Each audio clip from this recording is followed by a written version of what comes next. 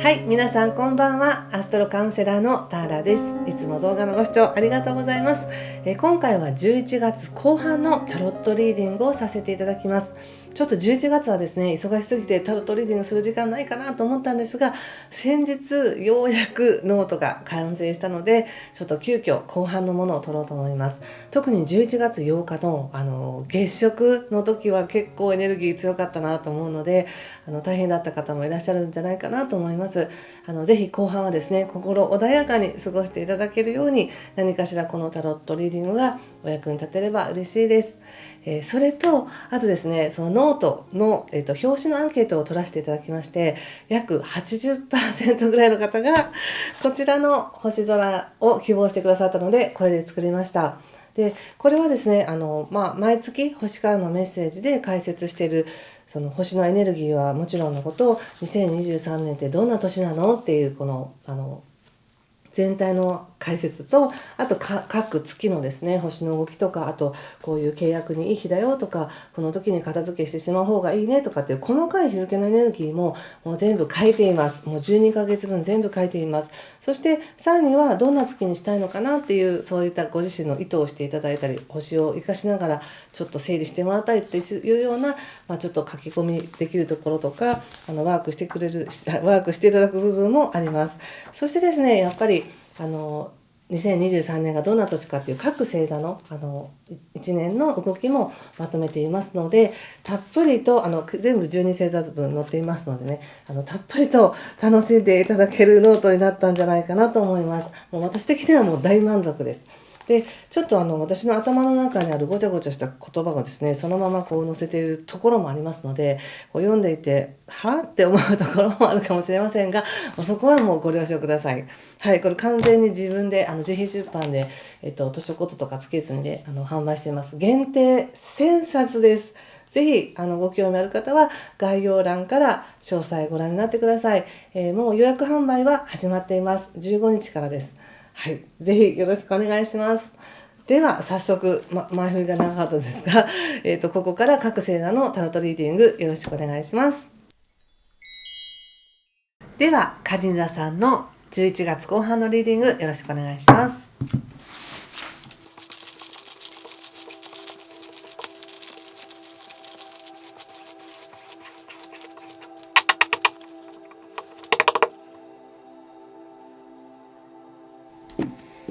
はい、じゃあ一緒に見てみましょう。11月後半から12月3日ぐらいまでの流れになります。はい、まずウェルビーイングということでペンタクス6、そしてペンタクルスクイーンの逆ですね。ソード2、ソード9、ペンタクルス9、ソード7の逆、ペンタクルス5、こうなんかちょっといきます。そしてカップの8とペンタクルスの9ですね。そしてオラクルは女教皇です。11月って蟹座さんにとってはすごくクリエイティブな時期でして、喜んでいいよとか楽しんでいいよとか、自分自身に楽しむことを許可してねみたいな、何かが自分の中から生まれようとしているっていう感じがあって、実際それはうまくいったこともあると思うんですね。でもこれはなんか棚からぼたもち的な感じではなくて、やっぱり自分が何かをしてあげようとか、ちょっと手をかけてあげようとか、よくしてあげようっていう、そのなんかこう純粋な思いからやったことっていうのはすごく受け入れられたっていうか、それがうまい具合に流れていったなっていう感じがあります。そうですね。ただね、なんだか急にね、心を閉ざしたくなったり、急にすごくなんか不安に襲われやすくなったりかと思えば、なんかまたすぐ急にチャンスが来たりと、すごくね、感覚的なものが一定してないなっていう感覚なんですね、私から見ると。で、オラクルのこの女教皇っていうのは実はものすごくえー感度のいいチャネラーさんっていうかね、これは。いろんなその自分が頭で考えている、今の自分が考えている、頭で考えている思考、いわゆるエゴ的なものと、もっと高い視点から見ている、ハイヤーセルフとかもっといろんな、もっと高い視点から見ている自分自身っていうものがあって、その2つが今なんか喧嘩してるよみたいな感じがしたんです、私の中ではね。なので本来もしもう自分の感覚に委ねますって言って、もう自分の中の子供の部分というか、そういうやっぱりこうしたいなみたいな、そういうエゴをちょっと置いといたとして、自分の直感に従うのであれば、ものすごく必要な情報っていうのは入ってきますし、それによってものすごく自分の感性っていうのも磨かれますし、洗練されるし、特に仕事ではですね、その洗練された感性を持って次に行けるよっていう感じがあるんですけども、まだどこかで、自分の中の一部がそれに抵抗しているっていう感じがあるんですね。いやでも今までこれでやってきたしとか、いやこの方法でうまくいったしみたいな。でも何がそんなに自分の気持ちを引っ張るんだろうかっていうのをちょっと自分でちょっと分析してみたりとか探求してみるといいんじゃないかなと思いますね。私が見る限りですけども、この何か2つの思いっていうものがちょっとその自分の中で喧嘩をしていて、そしてなんかどっちかがやられてしまったみたいなね、なんかそんな悲しさというか不安さがあるかなっていう気がしたんですけども、どちらにしてもそれは自分の中にあるもので、それはうまく統合しながら自分が成長していくために与えられている、今意識の進化を促されている出来事なんですよっていう感じがしたんです。で、なのでね、もしですけど、2つの考えがあるとしたら自分の中に、いやもうこのまま行こうかな、いややっぱりちょっとなんかこっち気になるからこうしてみようかなみたいな、もしも私常に 100% 直感に従ってますっていう方はスッといけると思うんですけど、それでもやっぱり慣れ親しんできた自分のやり方とか癖にちょっとどうしようかなって思う時があったら、この時はですね、是非直感の方に従ってほしいなっていう感じがします。なぜなら星で見た時にすごくクリエイティブなね、生まれるよっていうエネルギーがすごく強いからなんですね。ただ行動的に言うとまだ11月っていうのはちょっと火星も逆行してますし、何か見えないところから足引っ張られてるんですかみたいな感じがするかもしれないんですが、それは結局は昔の自分の思考だったりとか癖だったりするかもねっていうところで、現実的にはチャンスはすごく来てるんです。もうあとちょっとで超えられるよねみたいな、本当になんかキューキューキューって出ていて、あともう少しで次のステージに行くよねっていう、そのちょっとの手前で不安になったり、いややっぱりあれがいるんじゃないかこれがいるんじゃないかって思っているっていう感じです。例えばですけど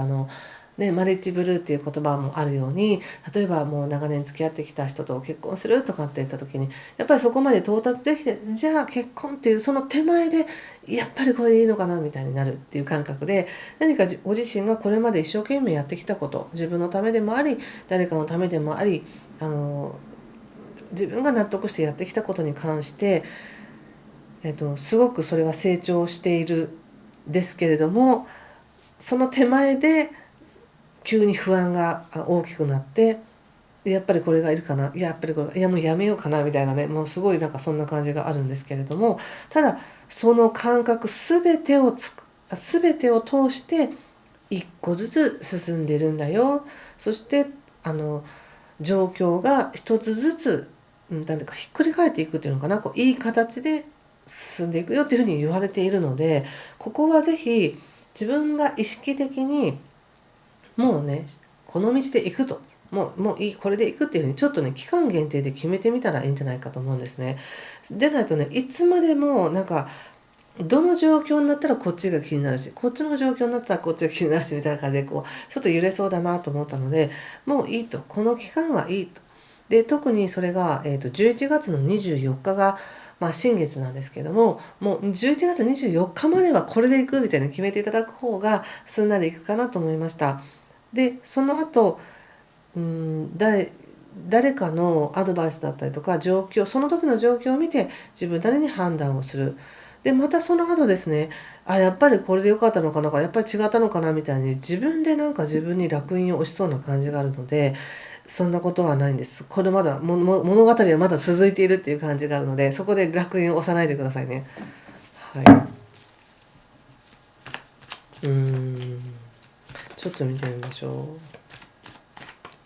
まずそうで、ペンタクルスクイーンの逆から見てみますね。やっぱりいいんですよね。このペンタクルスの9っていうのは本当にこうステータスが上がるとかビジネスチャンスがあるとか、私生活でも何かいい状況にステップアップするよっていう形があって、それもここでも出てるんですね。なので何かこの11月後半の流れを持って、患者さんの皆さんにとっては一つのいいステップがあるはずなんですが、何が止めてるんでしょうね。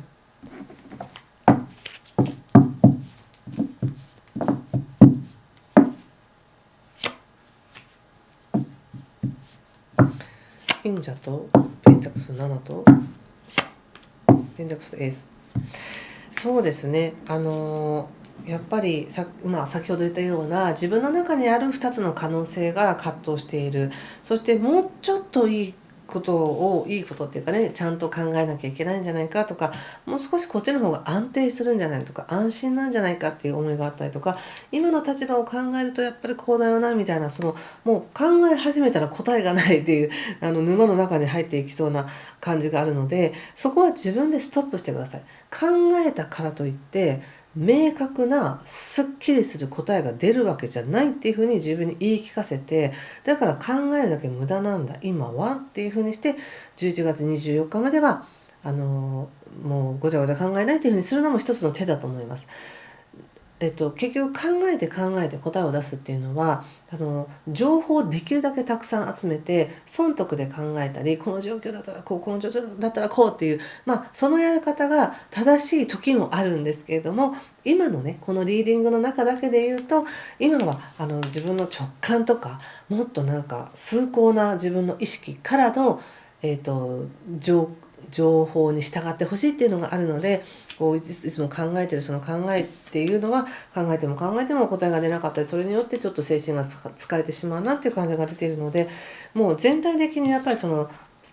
えばですけどステータスが上がるとか仕事のチャンスが来るとか、何か次のステージに行く時っていうのは、その自分の中にある崇高な感覚に従うっていうふうに思ってみてください。それがメッセージですかね。それと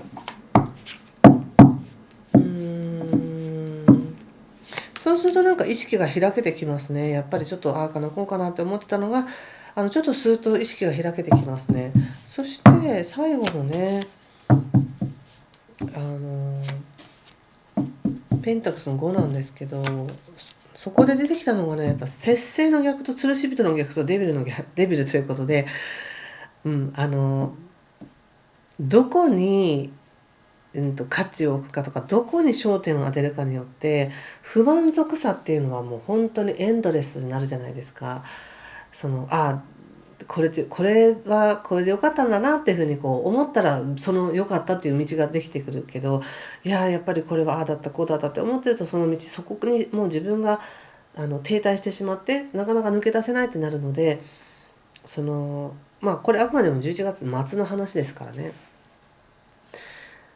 もしかしたらやっぱり11月8日とか前半の疲れ引きずってるのかなっていう感じもします。ただ11月24日以降、もう少しこう明るいエネルギーになってくるっていうか、じゃあやることやろうというエネルギーになってきますし、木星も順行になってきますので、仕事は、すごく後ろからの追い風が来ます。ここからね11月24日以降ですね。なのであんまり自分のこだわりを絶対何が何でもご利用するみたいには思わない方がいいですし、逆に今はちょっとこう損して得取れっていうかね、多少ちょっと損したなと思ったとしても、自分の心地よい方に、行ってほしいなって感じがしました。金銭的な何か出費があるのかなって感じはするんですけど、例えばの話ですけども、お仕事これまですごく頑張ってきたのに、なんかその職場になかなかいられなくなったりとか、何か違う話が出てきて、いやこのままここにいたら難しいなって、じゃあ転職活動しようかなみたいなことを考えたとしますよね。でその時にじゃあ次に自分にとってぴったりの転職先はどこなんだって考える時に、もうあらゆる条件とかいろんなメリットデメリットを考えると思うんですが、今までの条件で考えるっていうよりも、自分の中から生まれてくるこの崇高な感覚に従ってほしいっていうのがあって、どっちにしたってチャンスなんだからっていうのがベースになるから安心なんですけども、でその後じゃあ面接受けました、意外と良かったなって、で入ってみたらあれ話が違うじゃないかみたいなね、なんかそういうあれあれみたいなガッタンガッタンした感じがあるんですけど、でもそれも踏まえて、社会的に変わっていくチャンスはあります。具体的に本当に良くなるっていうのは、12月の末ぐらいから社会運バーンって、来年なんか特に、ね、仕事運すごくいいので、その前に何を気づくべきなんだろうっていうところですかね。はい、すいません、抽象的で。ちょっと今回はですね、もう一枚だけちょっとオラクルカードの本さ見てみようかな。なんかね、準備をしたりとか、諦めたりとか、何かね、自分の心の中が、大掃除されてるって感じがするんですよね。なんか大掃除、すると、本当いろんなもの出てきますね。こんなものあったのとか、うわ、懐かしいとかいろいろ。だからそういったものが今いろいろ出てきてるのかなっていう感じがしたんです。なので、これだけやっとけばいいっていう、その一つの対策っていうのがちょっとなかなか見つかりにくくて、で、むしろ何かどっちかっていうと何かにこだわりやすい。そしてそのことにそのこだわりが解消しなければダメなんだって思いやすいけれども、いやいやそんなことないんですよっていうところで、やっぱりこの女教皇がもうキラーンと光って、なんかなんか任せなさいって言ってるような感じがしたんですよね。もう死の子の言ってても任せなさいみたいなね。でこれ誰ですかって、自分の中にある意識ですからね。別になんか変な何かっていうわけじゃなく、ちょっともう一枚ちょっと女教皇を帯びてみたいと思います。はい。